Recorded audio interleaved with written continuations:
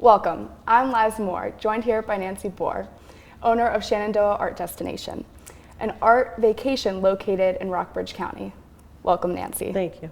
I'm so happy you're here today. Thank you. So just to get started, before jumping into your current work at Shenandoah Art Destination, tell me a little bit about your time as an art representative. Well, my husband was a commercial illustrator. And when we moved to Minneapolis, he was represented by an agency. And at one point, he and 4 others split and started their own agency, and he had another art rep. And at a certain point, he said, you know, you could do this. And so I said, okay, yeah, it sounds kind of fun. So I started repping his work, and then I added on all different illustrators. I did all different mediums. And so I basically was their eyes, ears, mouth between the client and the illustrator. And it was before fax machines. It was before emails. So I literally would go get the directions of what they wanted, the client wanted, and I would come back and tell them, and they would do pencils, and I'd go back and forth. And so, yeah, I trudged around with portfolios and, you know, That's great. sold their work. Basically, I was their rep, their person to get work for them, yes. And did it take a time to get into that line? Was there a chance that you had to kind of adjust to it, or were you just thrown right in? I kind of just was thrown right in, but I mean, we had been married 6-7 years at that point, so I had been around his line of work. Correct. So I just had to learn different mediums and things like that. So I have an eye for art. I've done a little bit myself, but yes. And so how did you and your husband, Jan Willem, decide to start Shenandoah Art Destination? So about 10 years ago, all our kids are gone, and we're in Minneapolis by ourselves, and we kind of looked at each other and said, what do we want to do with the rest of our life? If we're going to do something different, we've got to do it now. And he always wants to try something different. So I'll make this as short as I can. He asked me would I be interested in helping him run an art gallery. He could paint and I could run the gallery. And I said, yeah, well, that sounds kind of fun. So he went online like he always does. And because he's from Europe, he looks all over the world. He doesn't just look in the US. And he found an art school for sale in France. And we were going over at the time, that October, because he had a gallery showing in Amsterdam. And so we decided to go to their session, their first and last day of their week session. And we were interested in it to see how it was run and if we would like to do something like that. And we were very intrigued by the all-inclusive people coming there for a week, meals and lodging, and they just painted. And it was all mediums, and so anybody could come together, friends could come together, siblings could come together, whatever. And so we tried to buy it, actually. Oh, wow. And the owner wanted us to pay for it, but not really give us the business. He wanted us to sell the business, but not give us their list and things like that. So it did not work out. And so we said, shall we try it in the US?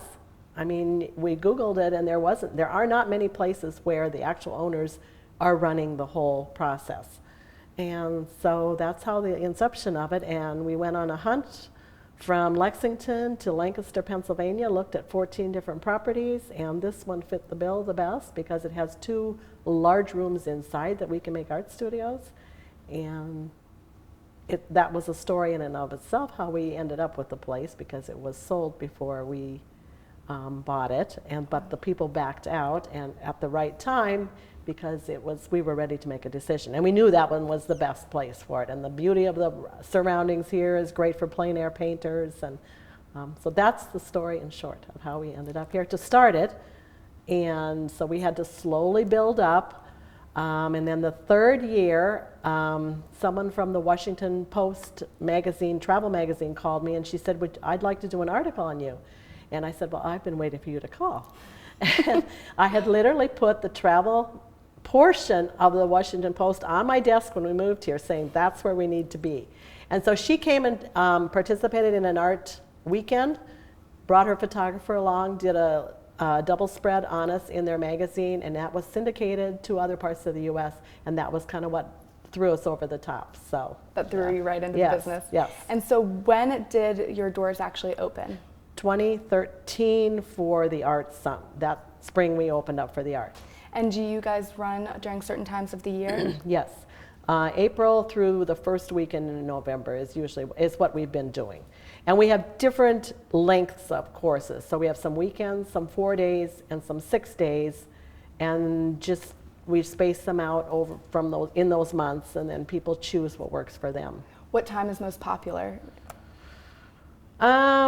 Spring and fall are the most popular, even though like this August we were really busy. We had lots of people in August. So I mean, you can't tell. It just depends on what works with people's schedules. But in general, the spring and the fall, if you're a plein air painter and want to be outside, that's the time to be there. And do you usually have people that have experience with painting, or do you ever get people that are just like, I really want to try this out, and We this have seems both. like the place? We have both. And because we individualize it as much as we can, so not everybody is there for a watercolor class or an oil painting. It takes away the competition between people, and a beginner with a professional is actually quite at ease because they realize they're just each working at their own level and not doing the same thing. So it works out great to mix them up, yes. And so give me a rundown on what a day in the life at your art destination would be like. Breakfast is at 8:30, and at 9:30 my husband begins, and the first day they will have usually a course on composition, and then he will, well actually I should back up. They actually come the night before and they have dinner together, and then they have a short session where he finds out what they'd like to work on for the time that they are there, and he gives them some fun exercises so he can see how they think and relate to putting an image on paper. That tells him a lot about a person. If they're more abstract, more realistic, more whatever they are. And so then the next morning starts with them all together, and then he breaks them out into doing what each one wants to do. Okay. So it's very individualistic. Yes. And so tell me a little bit about your role.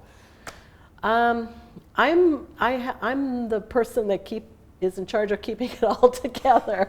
I'm the basic cook, the basic cleaner, but I am always around the art of what's going on because from an art rep standpoint, I can see things. I just can't tell them how to fix it or what to do to get there, but I understand it. Yes, and I put the still lifes together sometimes, and I take them to place. So I'm involved in all of it as well, just not the nitty-gritty of the art part. And so can you tell me a little bit more about how you accommodate to all age levels, since there will be advanced painters with beginners? Does the art kind of coincide, or does it go where your husband is working one-on-one? The beginners will always take more of his time, and the advanced painters quite honestly don't want him as much involved, which is fine too. And that we always say he can be as much. We've had people who have come and said, I just want to come and don't bother me at all. Just let me paint in peace and quiet.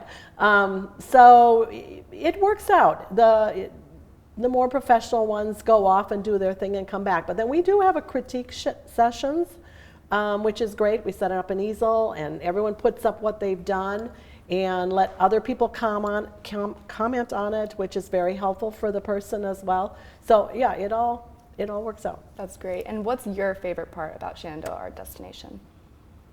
Probably getting to meet people from all over the world. We literally have people from all over the world, not just from the U.S. And so we have a map up where people can see where we're from. But we've had, like last summer, we had 3 people from Australia, someone from South America. So it's just fun. You get a great mix of people each time, and always a different vibe from them, and they always become friends, and meeting the people, I think, is the fun part. Well, that's great. Thank you so much. You've been so generous with your time, Nancy. Thank you for joining us. I'm Liza Moore with the Rockbridge Report.